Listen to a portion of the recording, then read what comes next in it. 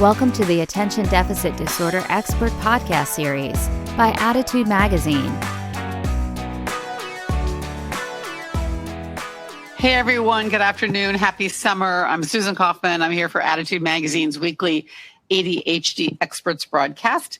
And today we'll be talking with Susan Kruger, learning specialist par excellence, about summer schedules.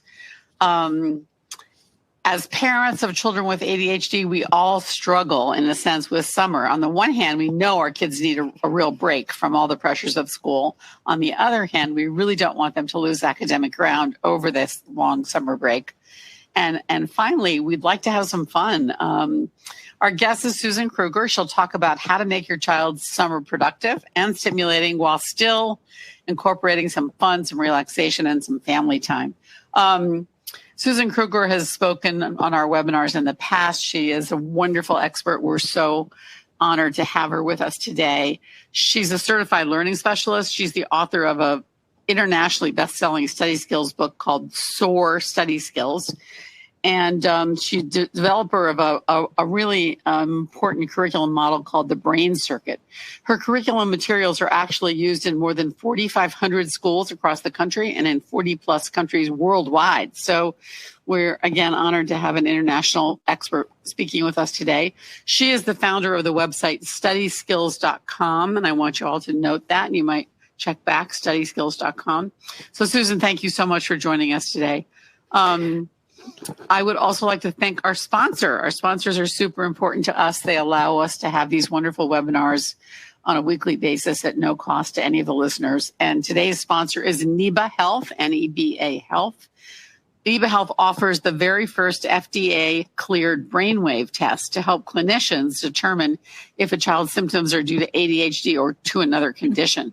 NEBA is only available by prescription. It's non-invasive. It takes minutes. And to find a NEBA provider in your area, go to nebahealth.com.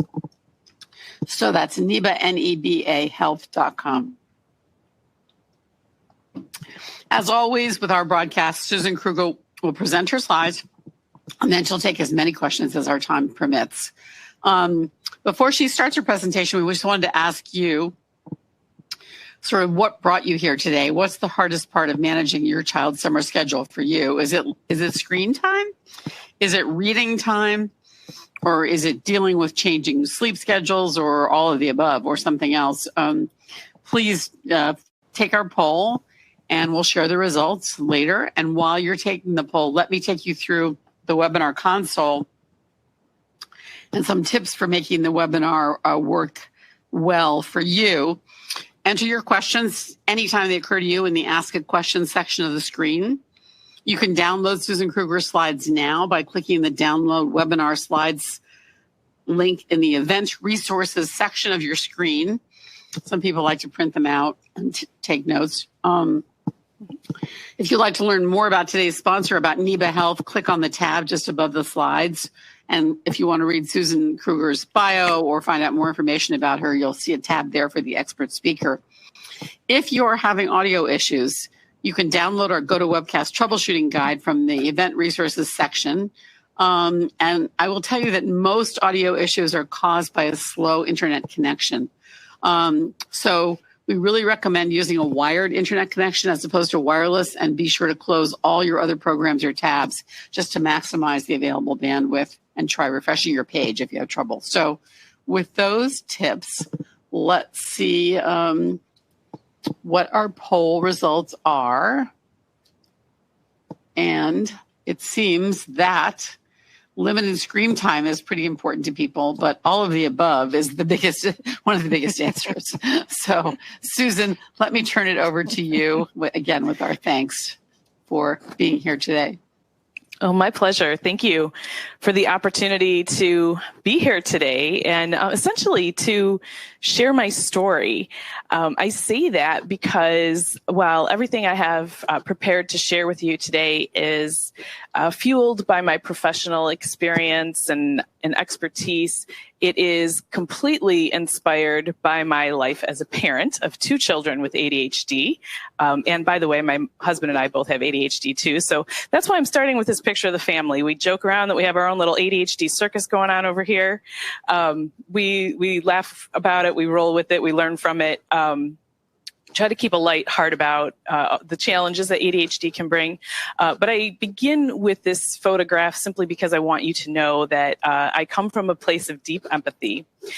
And I know that the last thing that we need as parents is more pressure and more things to do and more things to feel guilty about. So my intention for our time together today, and thank you, by the way, for those of you who are taking time. I hope that you'll find that this will be helpful and a reward of your investment of time. But my intention is for you to walk away from this feeling a little bit lighter. I really hope that you walk away feeling a little bit lighter. And so with that in mind, I'm going to go ahead and begin with the end. Everything that I have prepared to share with you today all stems from one principle. And so I'm going to start with the spoiler. That one principle is simply to lead with joy. On one hand, it's that simple. But on the other hand, I know this is probably inspiring more questions such as, well, why exactly is that so important? And how does that look? And, just what things might be involved and so forth. So that's what I'm going to dig deeper into today. This photograph that you're looking at, I caught by happenstance a week ago when we got out on the paddle boards for the first time here in the Detroit area.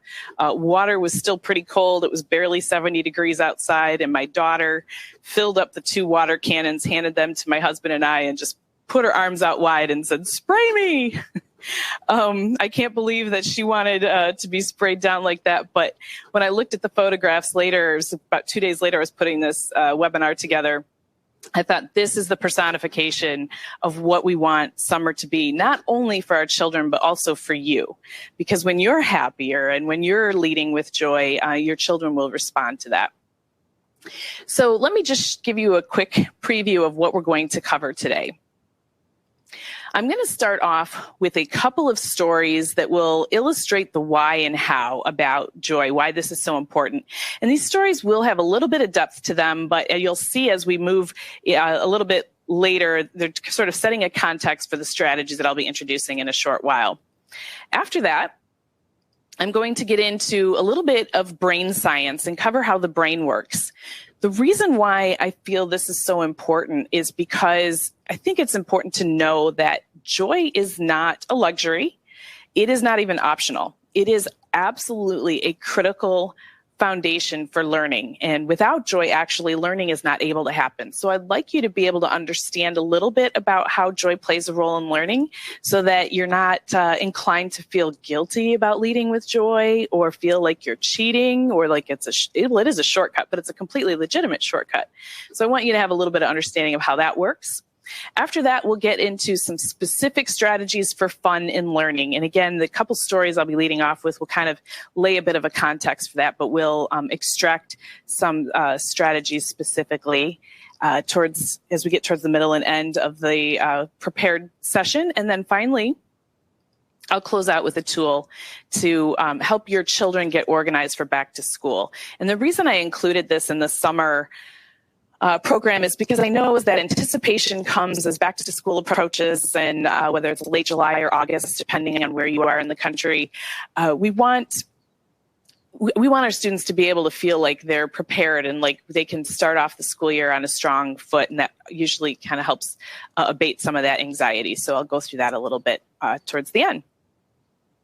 So with that said, let's go ahead and get started. Why joy? My journey as an ADHD parent, like many of you probably, I did not know about my own ADHD until I was facing it in my son. This is a photograph of my son and me as he started kindergarten. He's now 15. This photo shoot was a gift from my sister-in-law, and little did I know that just a few short months after this photo was taken, that rosy-cheeked, blue-eyed boy was going to sort of kind of disappear from us.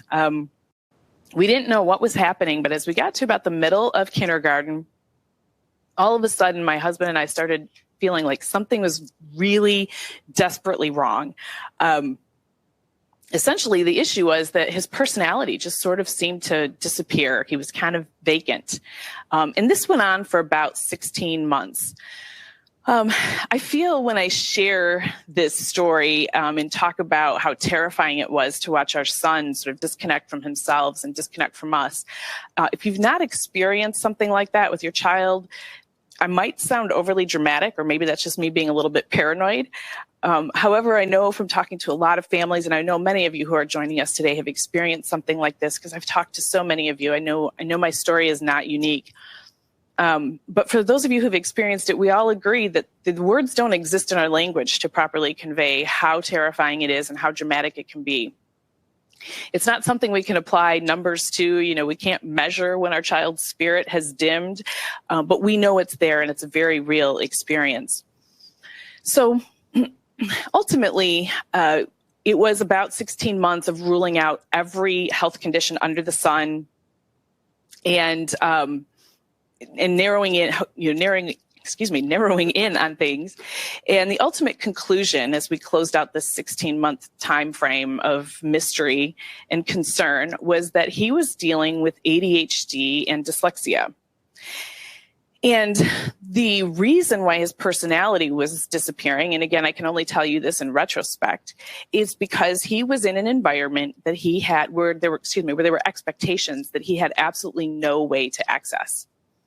And of course, he couldn't articulate that. And so he just froze.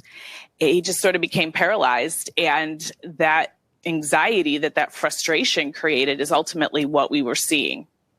Again, all things, that we can figure out in retrospect. So, excuse me one moment.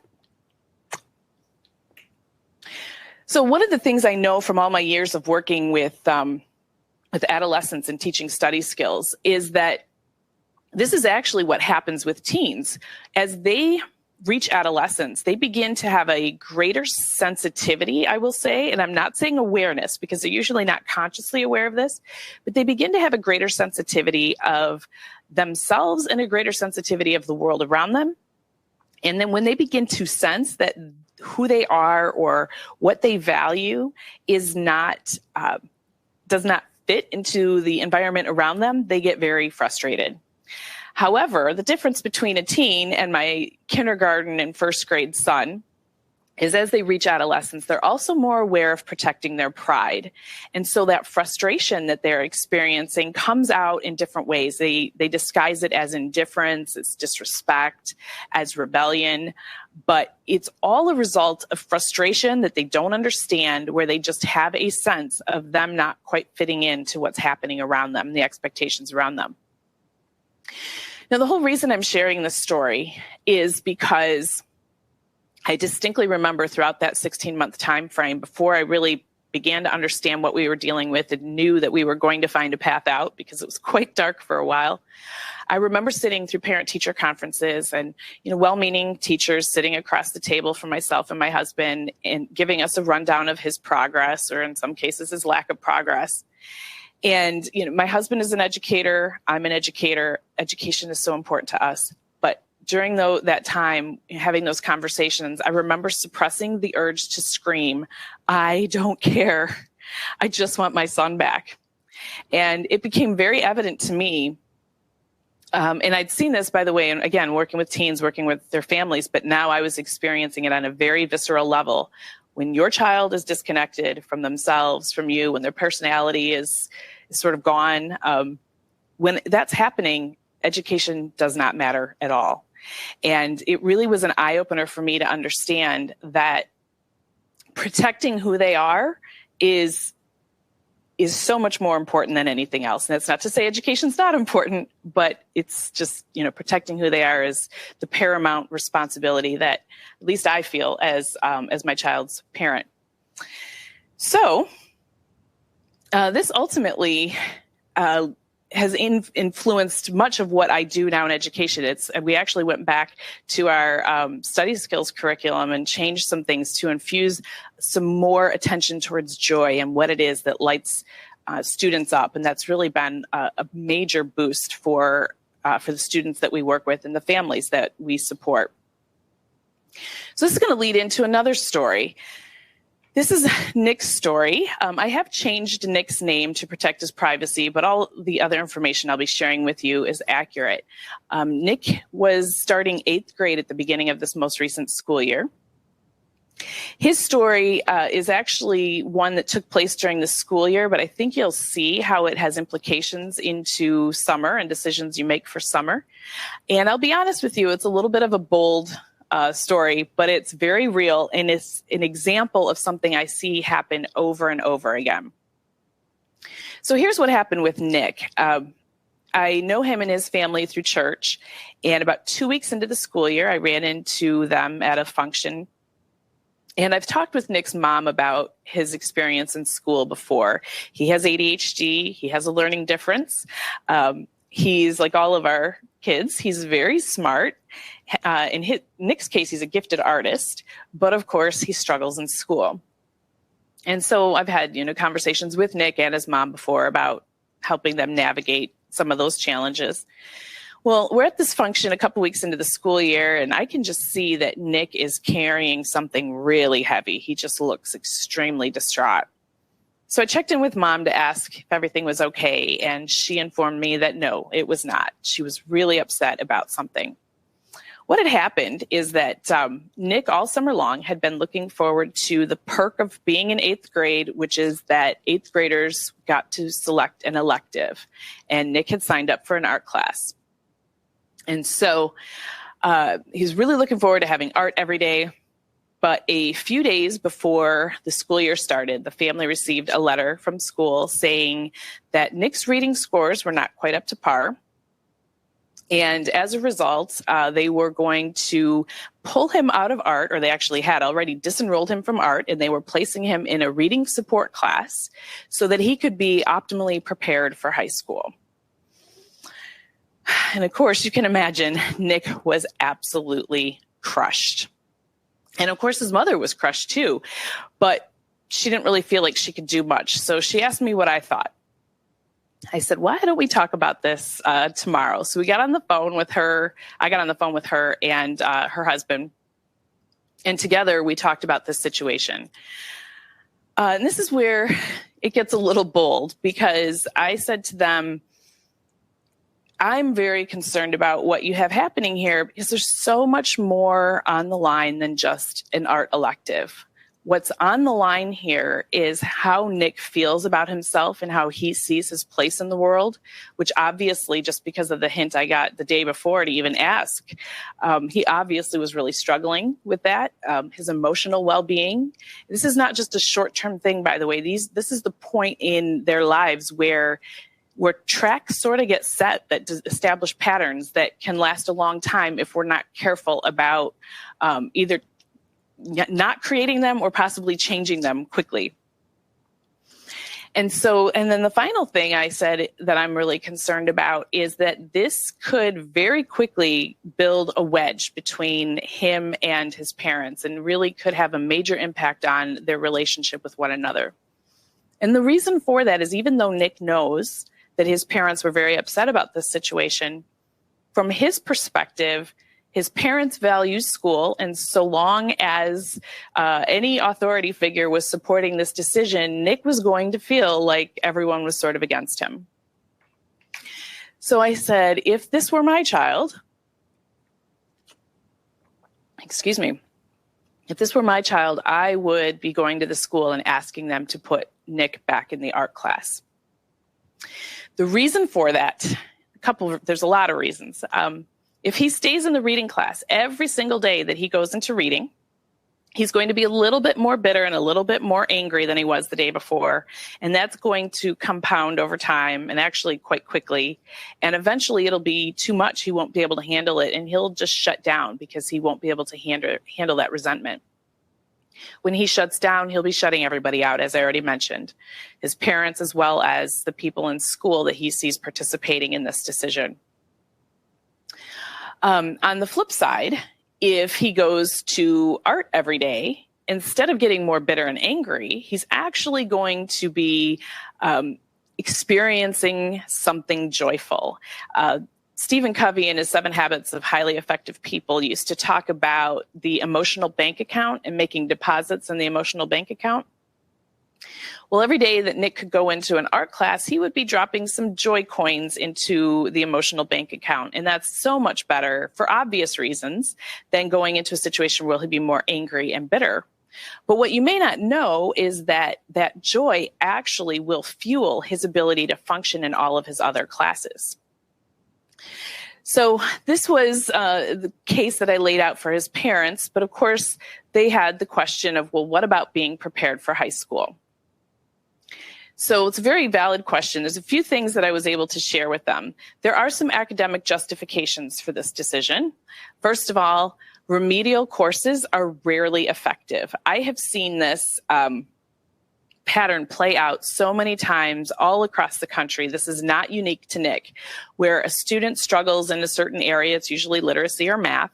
And often the default response from the school will be to put the child or the student into a course or into another class that takes more time.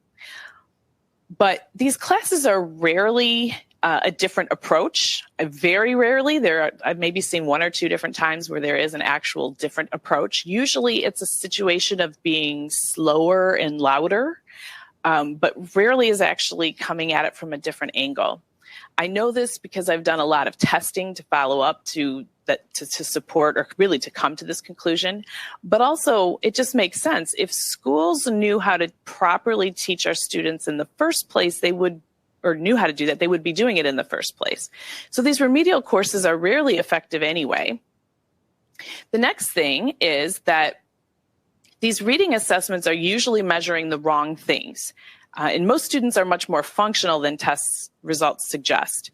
In Nick's case, since they're local and they're good friends, I was able to do a follow-up reading assessment and show his parents that that was in fact the case. But I've seen this happen so many times, it's very likely that that is the situation in most circumstances. And then finally, I'm not saying we need to ignore this problem, but there are better ways to fill the gap. In this case, a targeted software program would be wonderful for Nick. I really love software because it gives immediate feedback to students. And so it just completely shortens the learning curve for students. Now, I'm not saying that live teachers, I'm not devaluing live teachers. We all need compassionate live teachers in our lives. But Nick has that in a lot of other ways. In this particular situation, he would get a lot more out of a targeted software program that wasn't taking away his art time. But even if we didn't have all of these academic justifications, the real justification is, will reading scores really matter when Nick is feeling completely hopeless and in despair?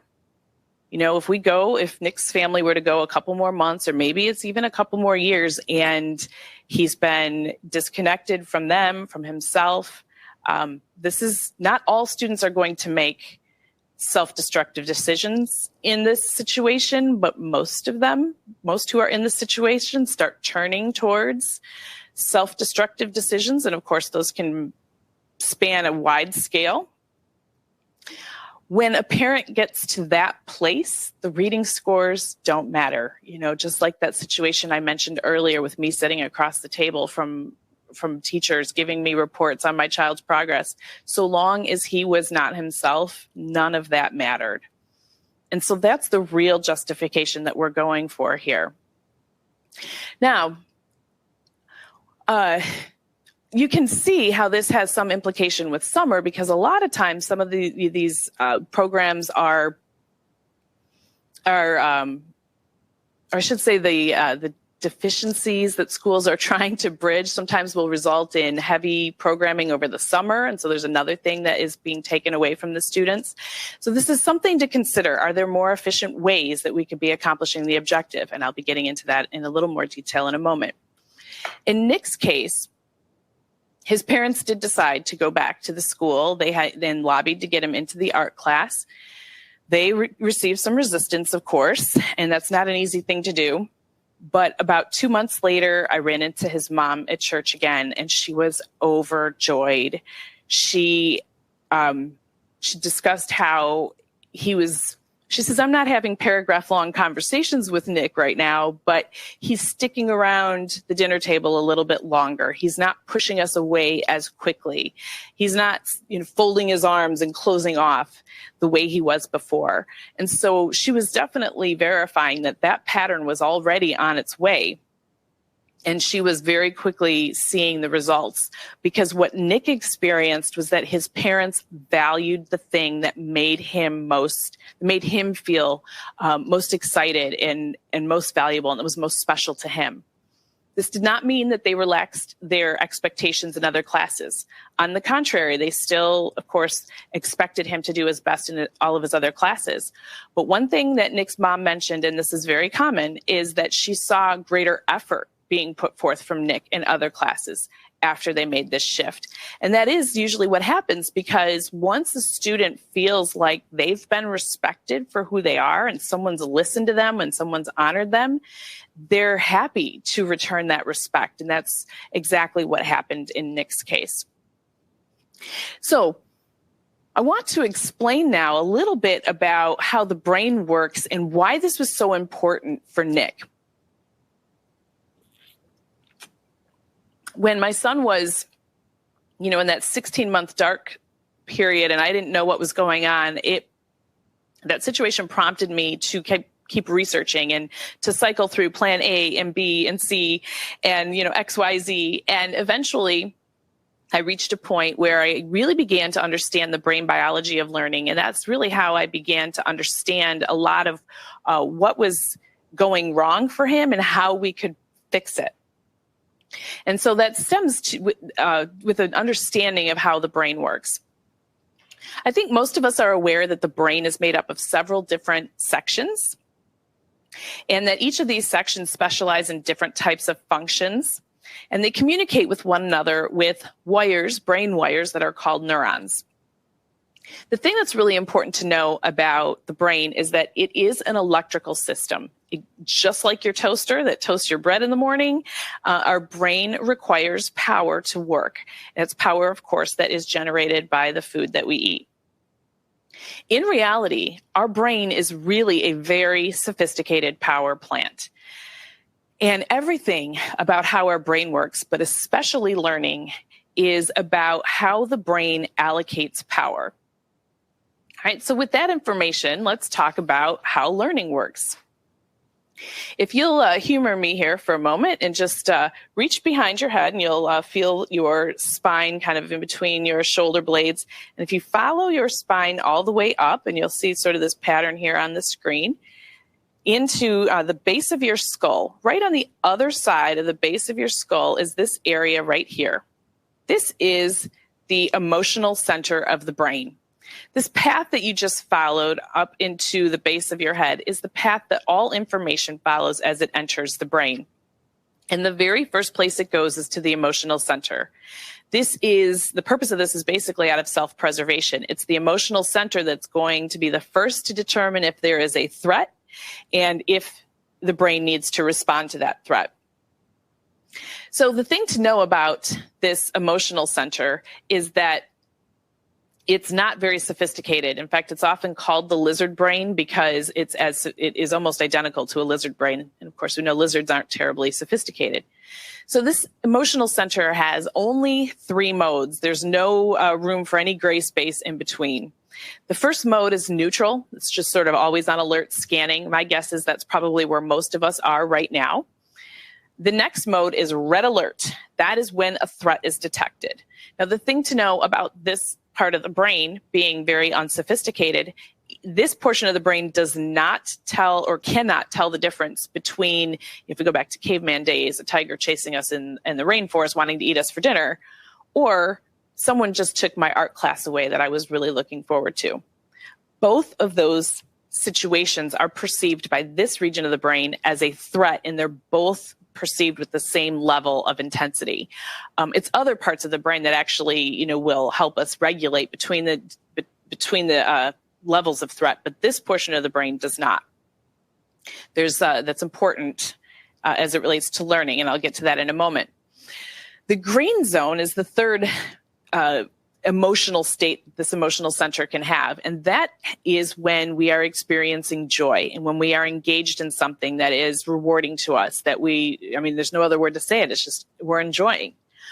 What's significant about the red alert mode and the green zone is in red alert, this emotional center pulls all non-essential power from the other sections of the brain and holds it in reserve so that it can respond to any forthcoming threats. This means that any type of threat is actually biologically shutting down learning to the rest of the brain. On the flip side, when we are in the green zone, when we're experiencing joy, when we are engaged with something, this region of the brain actually becomes a manufacturing plant, and it creates more power and floods the rest of the brain with additional power.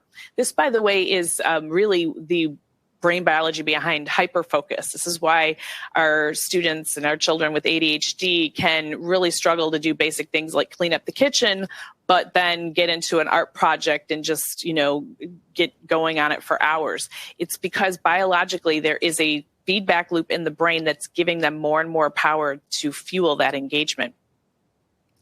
Now, you can imagine for most of our students who struggle in school, these constant struggles are creating a state of anxiety, which are putting this emotional center into the phase of red alert and restricting the power to the rest of the brain and actually shutting it down, making it at the very least, it's definitely much less efficient, but really it does shut power down. There's ways anxiety sometimes kind of allows us to fake that we're learning something, but it's not usually the case. What this means is that joy literally creates new brain matter, and it literally increases brain capacity and function. And so that's why I want you to know that joy is not it's not optional. It's actually required for anything to get past this emotional center and move on into other portions of the brain. Joy is really fundamental. So now that we've talked about this, let's talk more specifically about strategies for bringing fun and joy into your summer. All right. So first of all, let's talk about fun. The number one thing is to follow their passion, is to focus on what lights them up. And I want to be clear that I'm not talking about things that they're good at, because sometimes we can all be good at things that don't really light us up. It's specifically the things that light them up, that just bring their face, their eyes just sort of pop open. You as the parent know the difference. And the number one thing would be to find ways that you can follow their passion during the summer. Now, I know summers are very busy, so this doesn't have to be a major investment of time or money. It's just a matter of them seeing that you value the thing that lights them up. That is where they get their most value from, and where they get their most joy is when their parent is honoring the thing that lights them up, particularly when they've been struggling with challenges through school all year long. For those of you that are concerned about video games, I encourage you to check out this book, Everything Bad is Good for You, because this might alleviate some of your concerns. I have a 15-year-old who loves his video games. Certainly there's something to be said for the moderation, which I know it can be hard to police, but yes, moderation is a good thing. And this is also, you want to be concerned about online security and stuff like that. But this book has the very first chapter gets into really what positive things we can get from video games. And this would be a great thing to share. If you've got a child who really loves their video games, they would love if you sit down and go through this chapter with them. And I already mentioned that the focus here is not necessarily about the investment or how much time or how much money. It's about you demonstrating that you value what they do. So two quick examples that come to my mind of this that are that vary in terms of time investment would be for my son. He's a climber. He climbs everything. During the summer, we try to make a priority for him to get over to the climbing wall. We don't live near one. It's a bit of a drive, so it's an investment of time, and it's not the cheapest thing in the world, but oh my goodness, if he doesn't get to climb walls, he'll just be climbing, everybody else's property. So ultimately it's probably cheaper than damage he can be doing. That's a significant investment. As another example, my daughter, who's now 10, is really into nail art. She's got these tiny little fingernails. She doesn't really have much surface area that she can create designs on. But one of the things I recently did, I put a notice in a local Facebook page asking if there was anyone around town who was a nail artist who would be willing to do a couple sessions with her and show her how they do what they do, or maybe even let her view them doing a nail design with another client since her nails are so small. So we've got that in the works right now. That won't be more than a 2-hour investment. It'll be something right around the corner from our house. The difference in how it will impact each of them is not going to be all that different, because what is the real value there to each of them is that the thing they're excited about, the thing that gets them, lights them up, is valued and that is respected. And that's a really important thing for the summer. Numero uno objective for the summer is to follow their passion. Another wonderful thing you can do is to start a family conversation. You can start this today, and it's the question of, what is your superpower? I actually wrote an article about superpowers for Attitude Magazine a couple years ago, so you can search on their website for that article. It digs in a little bit deeper. I believe that all of us were created with gifts where there's at least 1, 2, maybe 3 things each of us individually does better than 95% of the rest of the population. They usually come so naturally to us that we will not recognize them in ourselves. We need feedback from others. A good example of a superpower, or I should say a good clue to a superpower, is when someone compliments you on something. Hey, you did a really nice job on that. That's really a challenge. And your response is to go, oh, that was nothing. Whenever you have that sense of, oh, that was nothing, you might be hitting on a superpower. So this is a fun conversation to have with your family, to start it tonight and just never stop. Just constantly helping each other look for your superpowers, because you need that feedback from one another. And this completely shifts everything about family dynamics and mood and so forth when you're focused on the positive rather than trying to struggle through the negative challenges. These are the 2 number 1 things you can do. They're light. They don't require a whole lot of burden, but they can really be transformative for how you experience summer, and then that pays off as you get into the next school year. I can't emphasize enough here. I think I've probably said it a couple times already now, but the real value is in your sincere support of what makes your child feel most like themselves, not necessarily how much time or how much money. And I also promised in the promo to highlight what the number 1 thing is that you can do to forge a connection and to develop your relationship with your child. It's definitely in honoring the thing or things that really light them up. Of course, there's a healthy balance, but the investment of this goes so far. Now we'll talk about learning. What happens if maybe you have some skills that you need to be focusing on this summer, maybe a little skills gap you're trying to correct, or just wanting to make sure that they don't lose everything that they've gained over the summer. First thing I want to say is, with an investment in joy, you literally are building the brain. All right. That's not a shortcut. That's not a gimmick. It is so valuable. So please don't lose sight of the importance of that. But when you want to do some learning sessions, the first thing I recommend is to make them short but frequent. The most optimal way is to do short, frequent sessions, 60 minutes max, ideally 2 to 3 times a week.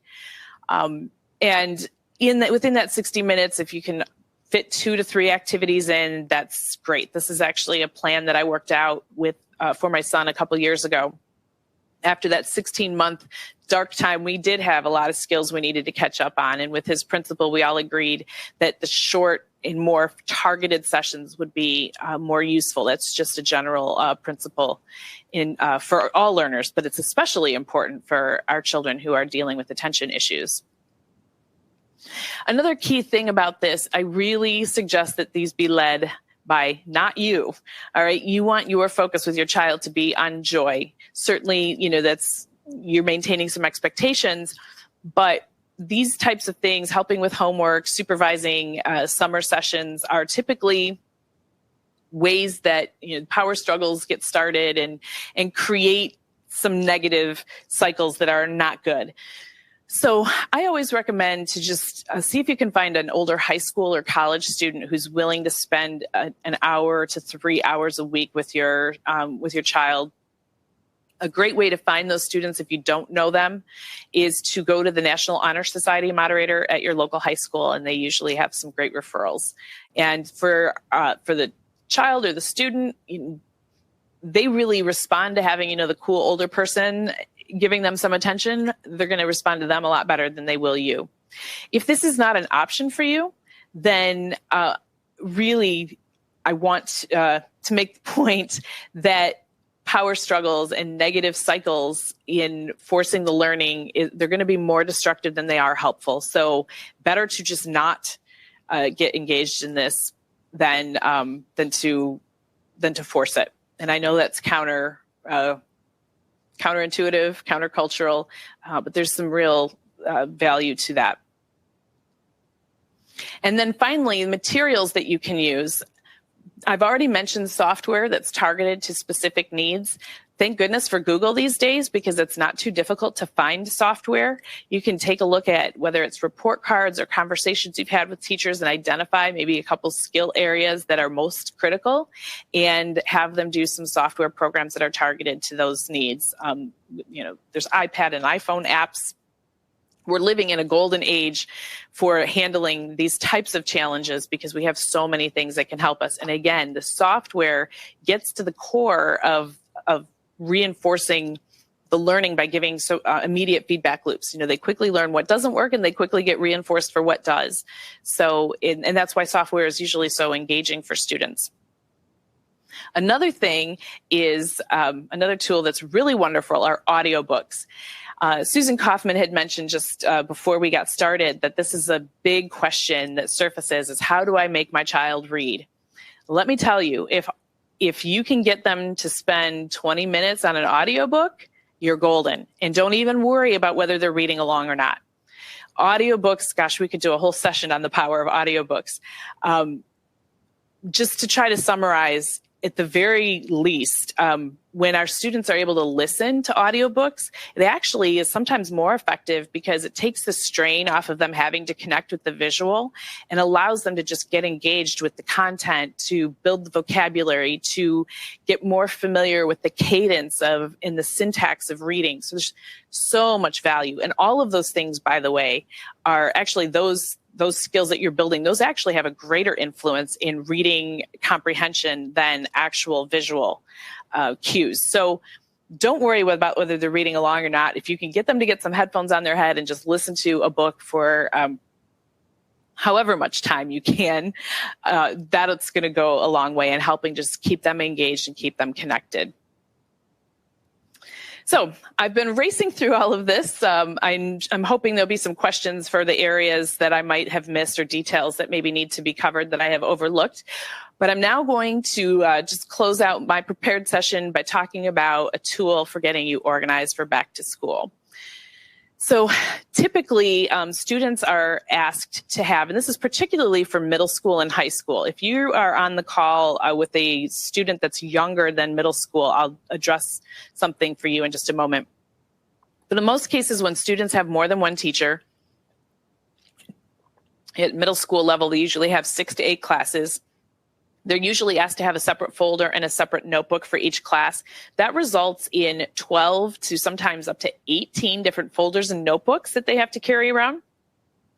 Those folders and notebooks all start to look alike once they're stacked on top of one another in the locker or shoved into the book bag together. So then they're always getting to class with the wrong thing, or getting home and they don't have their math homework. Instead, they brought home their science notebook thinking it was their math notebook. I know you've all been there. So the goal here is to condense all of those materials down into one binder. The supplies for doing this are rather simple. You'll just want a 1.5-inch binder. Don't go any larger than 1.5 inches. I'm constantly fighting this notion. It usually comes from teachers, actually, where they feel like 1.5 inches will not be large enough. It will work. I promise it will work. I've been doing this for 20 years. It works fine. You go any larger than 1.5 inches, the binder doesn't fit into the book bag. It kind of gets flimsy and it's hard for the students to hold. Some little tips about this. A clear view front pocket is really helpful. I have an example sitting right here, just something where they can just slide something in the front here. This allows them to put important information where it's really visible. Also allows them to personalize their binder. An interior pocket, as you'll see in this screen here, is also very important, and might as well invest in a heavy duty one because they will be using this all year long. So it's really nice if it doesn't fall apart in 2 months. Then they'll need plastic folders, just one folder for each class, and then loose leaf notebook paper. The key to making this work is we're eliminating spiral notebooks altogether. We're using loose leaf notebook paper to take notes. And essentially those plastic folders will then also serve as subject dividers. So the notes for each class will just go right behind the plastic folder. The basic gist of this is that the students keep this binder with them everywhere they go. So now they're not having to change supplies out through all of their transitions during the day. Everything's in one place. And anything that they get throughout the school day that's going to need their attention at home can just be slid right into this front pocket. Rather than, they'll tell me how they randomly shove papers into different textbooks or into their pockets or whatever. If we get them to just slide it right into this front pocket, then everything they need is right at their fingertips when they get home. For elementary students, the main version of this is just to make sure that they have only one thing that's going back and forth between home and school. We eliminate as many extraneous things as possible. One take-home folder is typically what works when students have one homeroom teacher that they're spending the majority of their time with. So that's my very fast run through here. Just mention that if you're interested in more information on what I've shared today or other things that might help your students manage school, we have a guide, 6 Steps to Conquer the Chaos, how to organize and motivate students for success on our website. You can just go to studyskills.com. You'll have to scroll down. This is a shrunken screen image. You have to scroll down a little bit before the fold, and you'll see the sign up form, and you can request that information. So, Susan? Yes. Thank you so much. I love that you talked about audiobooks. I'm a huge fan. I think that they really help kids build their language skills without any stress whatsoever. In my own family, the Harry Potter audiobooks were listened to repeatedly. Yes, same here. I also just wanted to mention one comment that someone made, which I love, which was, I love Susan Kruger's comments. Can we please bring them to the governor of Michigan?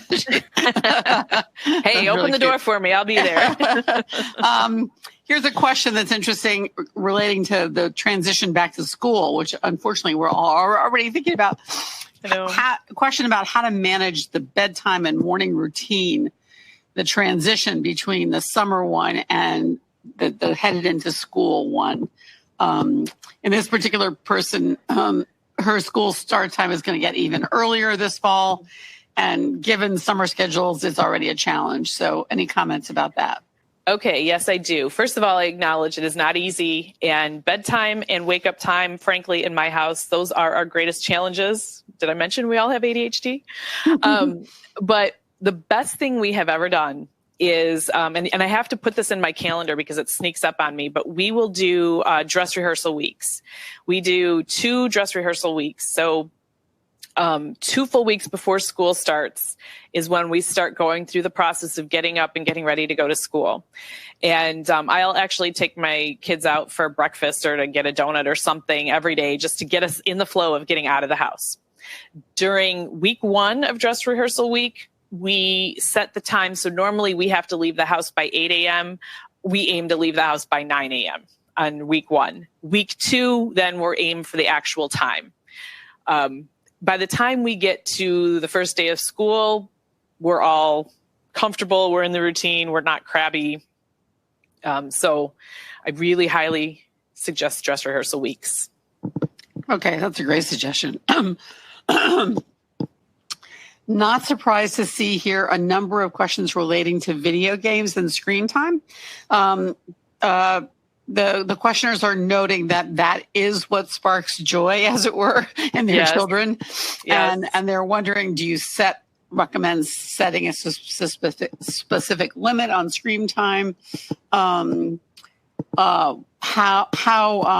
do we handle that without it turning into a huge power struggle and really providing the kind of stress that summer doesn't need? Okay, that's an excellent question. And I'll be honest with you, I don't know what the science says on limiting screen time. I know as a parent, I just can't police that.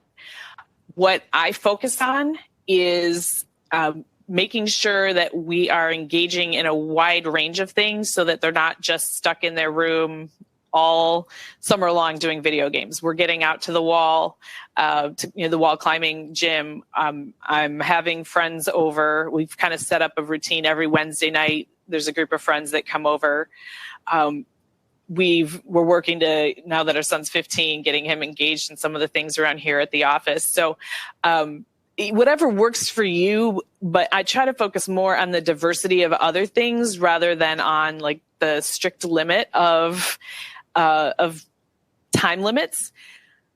I believe there is a tremendous amount of value in you as the parent sitting down with your child. That's why I mentioned that book earlier, Everything Bad is Good for You, and have an honest conversation. By the way, adolescents, I always position myself when I'm working with families as sort of like a neutral third party, and adolescents will talk very openly with me. And I rarely ever I don't know that I ever actually have heard an adolescent say something that was just so off base. And these kids really know, they understand things. They see what's going on. They're very real. And so if you sit down and have a heart-to-heart conversation with your child, maybe using that book, and you acknowledge the benefits of video games, and maybe you've been really harsh on it in the past, and maybe that book changes your perspective. I don't know. But there's a lot of, societal backlash against video games that isn't necessarily warranted. Have a good conversation with your child so they know, okay, that you do see value in this, but then you're also saying, okay, but we also need to make sure we're developing other skills and we're getting out and enjoying people and having face-to-face interactions too. You will probably find that your child will be more receptive to the limit, the concept of putting limits versus it becoming a power struggle between you and your child, because it's a losing battle.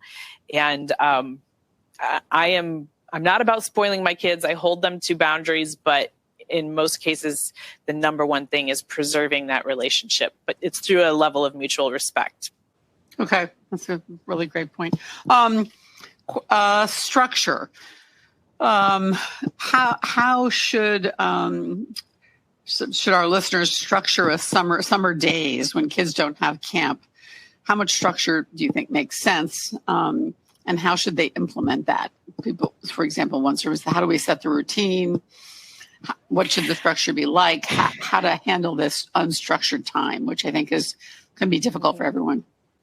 Yes, it is challenging. And you know what? I don't think we need to have too much structure. I don't know where this concept of structure entered our, it definitely seems to be a concern, but I don't think it's a warranted one. I think we've just entered a place in our society where we are so overstructured that a lack of it feels like we're naked or something. What's your comfort level? Perhaps maybe, if you're someone who can really stick to a structure, maybe the structure is as simple as the 3 meals a day or even 1 meal a day. But I wouldn't sweat it too much. I think they need some unstructured time. They need to be kids. They just need to be kids. Okay. So let the structure concept go altogether then?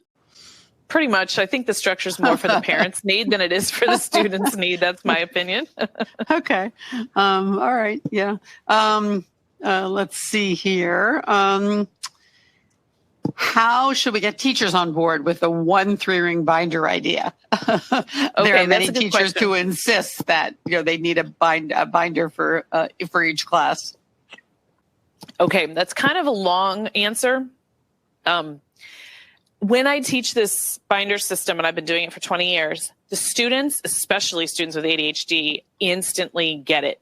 You'll see them take a deep breath and just, because they get how much this is going to simplify their lives.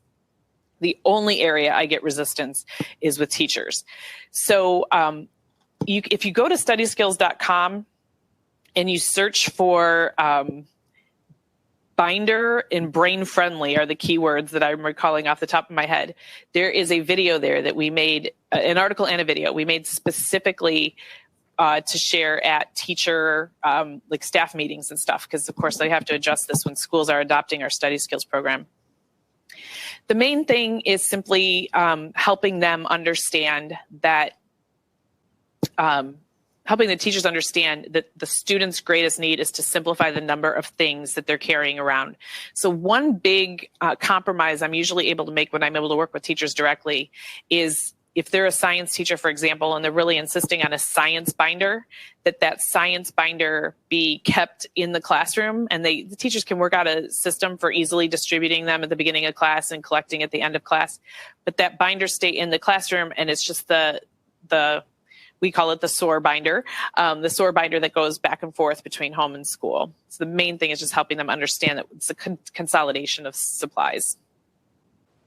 Okay.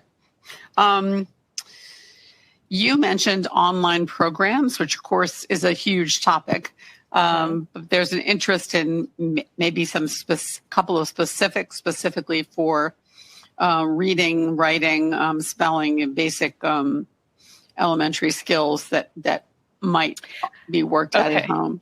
Okay, I can mention a couple. I don't mean this to be to plug something, but I created a book called Cue to Reading, CUE to Reading. It's only on Kindle because it's relatively short, specifically for families who are dealing with reading challenges, because I found universally schools just are not very equipped for handling that. So if you go to Amazon, you can either search for my name, Susan Kruger, or Cue to Reading. You can find that Kindle book. Some of this software, and it's been a little while since I've looked at programs, so I don't know the newest things. Read Naturally is a program for reading that I'm really a big fan of. As far as writing, if you're talking about handwriting, I love Handwriting Without Tears. That's not a software program. Obviously, handwriting's not going to go with software, but Handwriting Without Tears is wonderful. What's another program that I've used before? All About Spelling. That is not a software program.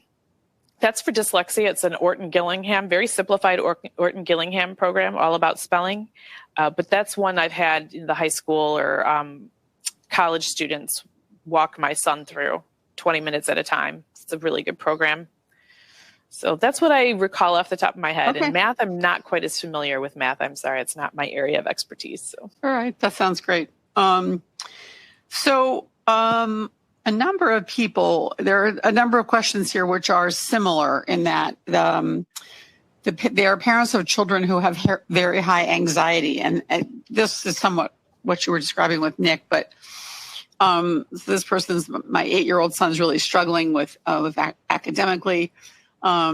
He really can't get past his anxiety, which really affects his ability to focus and learn. Do you have any suggestions, strategies, or books you think I should consider reading? Yes. Well, so many things. That was the core issue with my son, the anxiety that. So at our website, studyskills.com, if you search on anxiety, we have 2 articles, I think, that we've written to kind of hone in on that. But what you're experiencing is that emotional center is just stuck in a state of red alert. And you're right, it is a block. So a big piece of overcoming that block is just focus on the joy. Where can you find joy with him? It might not be in school. It's probably not going to be in school, but large investments of joy time outside of school will help tremendously with the time in school. And then finding ways, some anxiety strategies can be helpful, but I don't feel those are really going to be terribly helpful until he's feeling a little bit more like he can overcome the anxiety in other situations. And that's when he'll be in a better place to implement strategies. Right. Yeah. You may know him, Susan. We've had some wonderful talks from Jerome Schultz, who talks tremendously about anxiety and how it really is what underlies a lot of behavior problems and other problems that kids have in school. Yeah. And So I think it's really an important topic that you bring up. And I would urge listeners to find Jerome Schultz's books or to Google his name search for his name on the Attitude website. He's written some wonderful articles for us about this topic, because it seems to be very little understood, because kids appear to camouflage the anxiety with other behavior. So let's see. This is a question about kids with really severe executive function deficiencies. This comes back to the question of structure. The person's really, and there are a number of people here who really feel uncomfortable with lack of structure and feeling that your kids need more structure to be successful. Can we just revisit that topic of structure? Another child, my child is shy, only socialized when in a structured environment. So anyway, the structure issue seems to be important.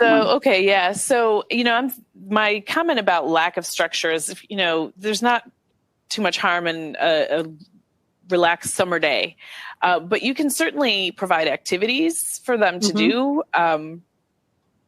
And I guess my caution is on the overstructure. I'm concerned about students experiencing that. Also, having a structured environment is useful, where they have free time, but they also know where things go. They know how to put things away. They know where to get things that they need for themselves. That kind of thing, that can be very helpful. And you can certainly set, like I said, the meal times, the bedtimes, the waking up times. And beyond that, I'm not sure what kind of structure that people are looking for. Routines, it's routines. It's whatever routines that you can support. Okay, great. Would be helpful, but leave some free time too. Great. Susan, we're out of time, everyone. Thank you so much for being here today. Susan, thank you for your wonderful, positive approach. We love talking to you. And everyone, attitudemag.com/webinar is where you'll find a replay of this webinar and other webinars. Oftentimes people want to share them. I want to thank Susan. I want to thank NEBA Health for sponsoring this webinar, and to wish all of you a happy summer, and see you next week. Thanks, Susan. Thanks, everyone. Thank you. Thanks, everyone, for joining. For more Attitude Podcast and information on living well with attention deficit, visit attitudemag.com. That's ADDITUDEMAG.com. That's ADDITUDEMAG.com. That's ADDITUDEMAG.com.